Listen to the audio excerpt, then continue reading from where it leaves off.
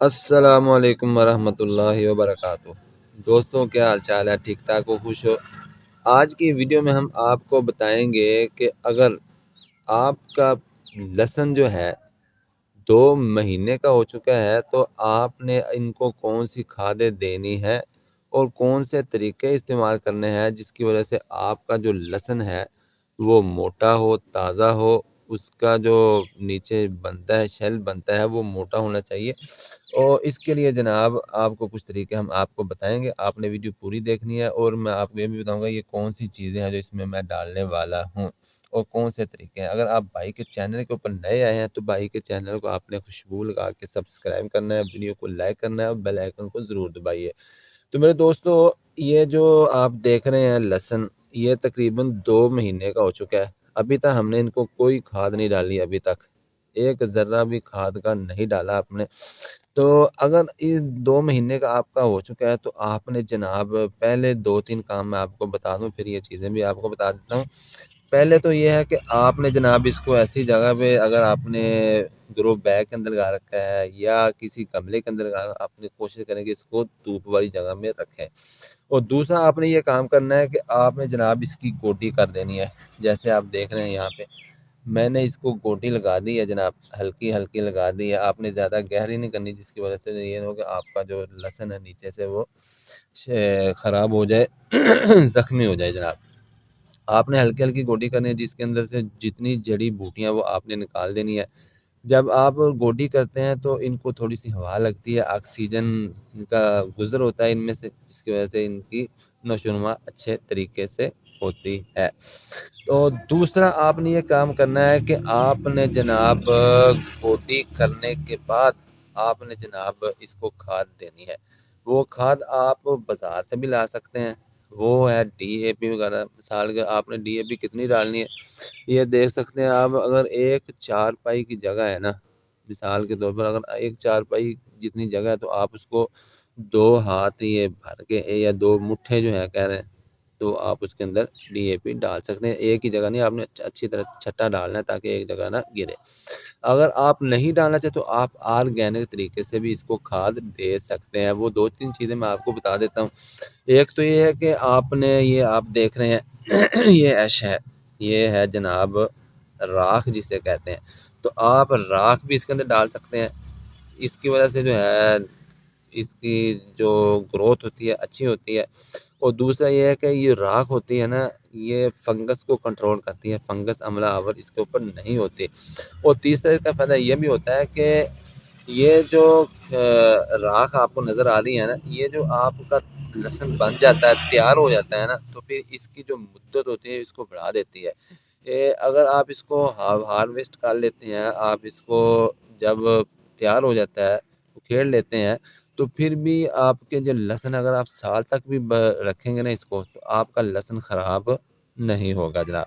ایک تو یہ کہ آپ نے اس کا چھٹا لگا دینا ہے، جیسے آپ دیکھ سکتے ہیں پہلے بھی میں نے ہلکا ہلکا سا پہلے لگایا ہوا ہے، تو پھر بھی آپ یہ لگا سکتے ہیں۔ اور اس کے بعد اگر آپ اس کو دوسری کھاد بھی دینا چاہتے ہیں، یہ ہے جناب، یہ دیکھ لیجئے جناب، کالا سونا جسے کہتے ہیں، کالا خزانہ۔ کالا خزانہ یہ ایسی ہے کہ یہ گوبر ہے، پرانا پرانا گوبر۔ جب آپ دیکھ سکتے ہیں، یہ دیکھیں یہ بالکل کالا ہو چکا ہے، یہ دیکھیں، اور ہے بھی بریک ہو چکا ہے، کالا بالکل۔ تو یہ ڈی کمپوسٹ شدہ ہے، یہ آپ نے تازہ نہیں ڈالا۔ اگر تازہ ڈالیں گے تو سمجھو کہ پھر انا للہ و انا الیہ راجعون ہو جائے گا، آپ کی فصل خراب ہو جائے گی۔ آپ نے کالا سونا یعنی کم از کم 6 منتھ پرانا ہو۔ یہ جو آپ دیکھ رہے ہیں یہ تقریباً 2 سے 3 سال پرانا ہے۔ یہ آپ نے گوبر اس کے اندر ڈال دینا ہے، جس کی وجہ سے آپ کے جو لہسن ہے وہ موٹا تازہ ہوگا، اس کی گروتھ اچھی ہوگی، اس کی نشو و نما اچھے طریقے سے ہوگی۔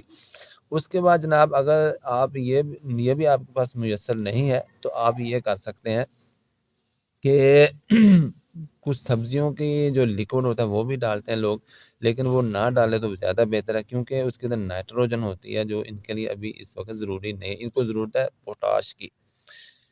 پوٹاش کی، کیلشیم کی ان کو ضرورت ہے۔